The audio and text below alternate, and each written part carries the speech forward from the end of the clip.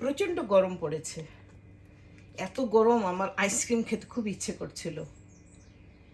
আজকে আমার ইচ্ছে করতেছে আপেল জুস দিয়ে আইসক্রিম তৈরি করব।